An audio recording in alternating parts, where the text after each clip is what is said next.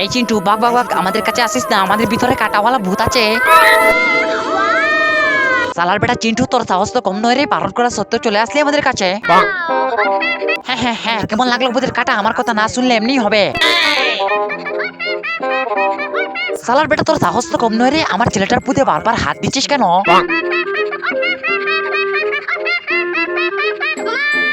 আরে খালি তোর মা কেন, তোর 14 গোষ্ঠী আসলেও কেউ ভূতের আপেল খেতে পারবে না।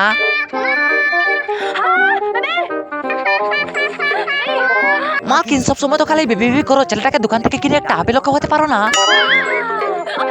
হ্যাঁ হ্যাঁ হ্যাঁ, কেমন লাগলো ভূতের কাটা? এবার জলদি এই জঙ্গল থেকে পালিয়ে যাও, নইলে এক্ষুনি ভূত চলে আসবে। ওরে বাপরে মালকিন, তুমি ফিরে একাই ভূতের জঙ্গলে কি করছো? ও আচ্ছা, তাহলে তুমি আবার লেবু চুরি করতে এসেছো।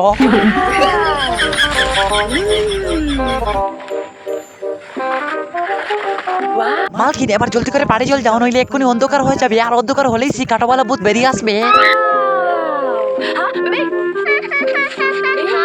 আয় চিন্টুর মা তো ভূতের 12টা বাজানোর সেই লাল মুঞ্জা পড়ে চলে আসলো রে। মালকিন তোমার এত বড় সাহস, তুমি ভূতের আপেল মারতে এসেছো? দাঁড়াও এক্ষুনি ভূতকে ডাকছি। ভূত ও ভূত, তাড়াতাড়ি আয়, এই দুজনে ঘাড় মটকাতে হবে। এটা কিন্তু তুমি ঠিক করছো না মালকিন, ভূতের সবগুলো আপেল পারছো কেন? এবার ভূত কি খাবে? মালকিন এবার জলদি করে এখান থেকে পালিয়ে যাও, নইলে এক্ষুনি ভূত চলে আসবে, আর ভূত এসে তোমাদেরকে এখানে দেখলে তোমাদের দুজনে ঘাড় মটকে দেবে।